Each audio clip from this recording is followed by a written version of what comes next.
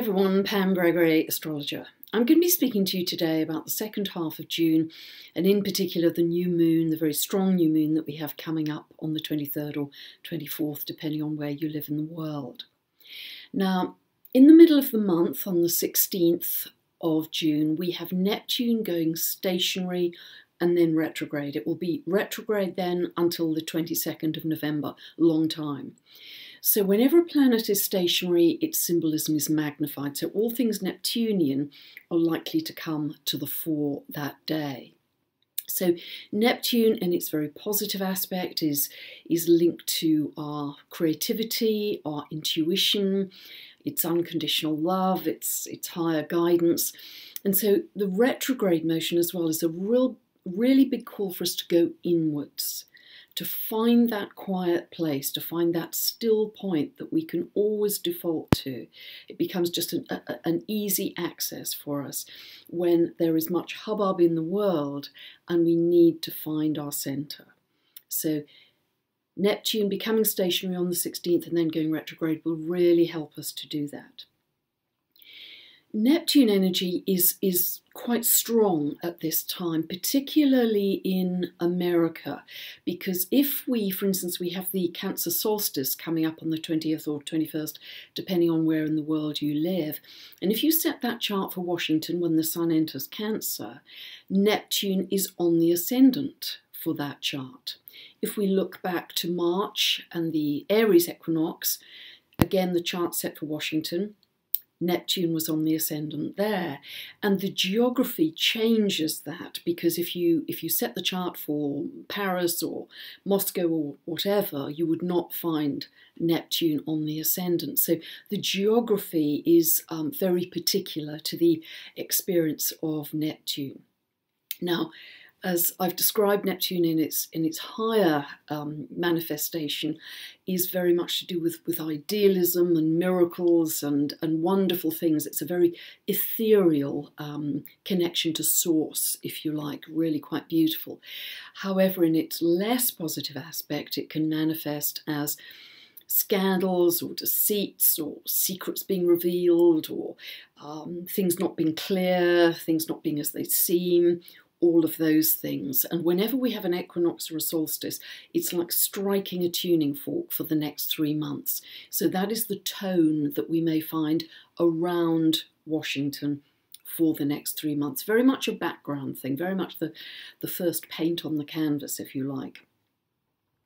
Then we have our new moon at 2 degrees 47 minutes of Cancer. This happens on the 23rd of June, it happens at 7:30 p.m. Pacific, and it happens at 3:30 a.m. UK time the next day on the 24th. Now this is a very strong new moon. Firstly, it's a supermoon, and what that means is that the moon is very close to the Earth in its orbit, so it literally physically exerts a stronger gravitational pull. So it has a stronger pull, as we well know, on the tides, on the tectonic plates of the Earth, so we may well see ecological things happening around that time, but it also exerts a stronger pull on our psyches, particularly if we have any psychic ability, sensitivity. It's often a time when we can get a lot of information from a higher source, and particularly at this new moon, because it is not only aspecting the Aries point, 00 of the cardinal signs, that is also known as the world axis. It's also aspecting the supergalactic centre, which is at 2 degrees of Libra, and this is considered by many to be our source. It's certainly a great source of energy and cosmic information for our galaxy. So whatever is manifesting at this time, when you have planets aspecting the world axis or the supergalactic centre, they tend to be thrown out in a very obvious way onto the public stage, and they tend to be important for the world. So that's several reasons this is going to be very strong for us.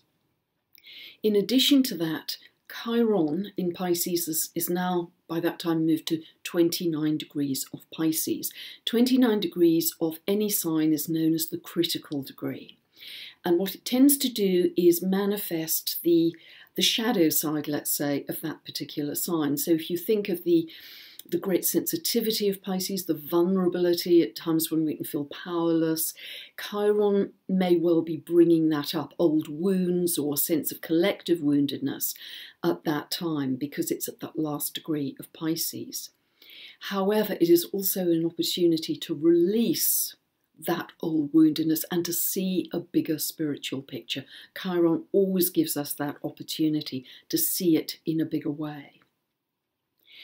The Sun and Moon are also squaring Chiron, so again throwing that into high relief too. So it's very important at this time that we don't feel, as the Pisces shadow side can often do, that we don't feel like a victim, but that we recognise our woundedness and have a sense of empowerment. Step into that quiet, still place. That's where your centre lies. That's where your empowerment comes from. Really important, because Cancer is a very sensitive water sign, and it's connected to emotional security. All the more so at this new moon, because the Sun and Moon are conjunct Mars in Cancer, quite widely, but nevertheless conjunct Mars. And Mars has a sense of protection. It's sort of aggressively defensive, if you like. It wants to protect its loved ones, it wants to protect the home, it wants to protect the homeland. So there's a very protective quality coming in here, emotional security being very important. What strengthens this new moon, supermoon even more though, is that we have a very powerful T-square happening between Mars at 12 of Cancer, squaring Jupiter at 13 of Libra, and opposing Pluto at 18 of Capricorn. So if you have any planets between 12 and 18 of the cardinal signs, Aries, Cancer, Libra, Capricorn, you might really feel the power of this new moon, supermoon. Now, this is likely to bring issues of fairness and equality to the fore. Jupiter's in Libra. Issues where things need to be rebalanced in that sense in society. It is also likely to bring power issues to the fore. I mean, Mars opposing Pluto is enormous energy, force, assertiveness and will. It can be almost quite warlike, quite very aggressive. So it's very important that in our personal lives, because of the T-square involving Jupiter, that we don't get things overblown or we don't overreact, which could make situations worse, that we very much step back into our calm place, that we always, as I've said before, we can observe events but don't engage emotionally. Be the witness, step back, because there could be big issues of power at this time. So that energy is particularly strong. Now on the 24th of the month, the moon in Cancer comes to start to form a cardinal grand cross. It initially squares Jupiter and opposes Pluto, and by the next day it's moved on to square Uranus and Eris. So over those 2 days of the 24th and 25th, it's kind of pulling the cardinal grand cross together. And again, those will be days when you may feel very strongly the need around practical security and emotional security too. And you may have very strong feelings coming up around those things and around relationship. But again, it's transitory. Then on the 28th and the 29th of the month, Mercury replaces the moon in forming that cardinal grand cross with Jupiter, Pluto, Uranus and Eris. Now, those could be days, 28th and 29th of the month, when we see powerful words in the world, very assertive words. There could be shocking news at that time. Mercury is connected to news, so we must beware of that in what unfolds for us.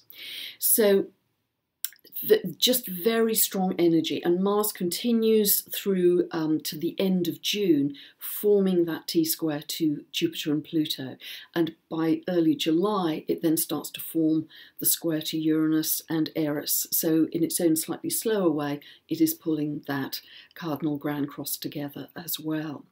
So this is likely to be a time of intense energy, intense feeling. It will feel as if things are coming to a peak in some way. But always remember, if you think of chaos theory in nature, I think this is very much what we're witnessing at this time, that in natural systems they have to break down before we can break through to a new paradigm. But it's very much a feeling of the old ways aren't working. The old ways of will and assertiveness and aggression don't work very well in the world. And we're going to start to recognise that more and more, and more over the next few years, actually. Because this is really a call for us to lead the way, if you like, to live in a different way. We have a great opportunity with the North Node in Leo. This is about heart energy. This is about living from love, beaming out love to the world, because we know that if we do that, each of our individual pebbles in the pond has an effect on the world overall, if each of us does that. But not only that, it reflects back in our own reality day to day. So super important to do that, and super important to remain the witness and to find that still centre for yourself. But undoubtedly strong energy at this time, and the energy will become stronger through July, and of course we then have our very, very powerful eclipses coming up in August, but more of that in later videos. So if you'd like more information about my book, audiobook, tutorial videos, just check out my website, pamgregory.com. If you don't know where these aspects fall in your chart and you'd like to, because it'll give you much more meaning, check out this link above. You can get a 2-part video series that will explain all you need to know, and people are really, really getting the basics with this and absolutely loving it. So it will start you on a very important individual journey. If you'd like to subscribe to my monthly newsletter, which goes into much, much more detail than I can in these videos, and I also link global events to what's unfolding astrologically, again, just go to my website, pamgregory.com. And in the meantime, have a wonderful new moon, SuperMoon in Cancer on the 23rd. Thanks for listening.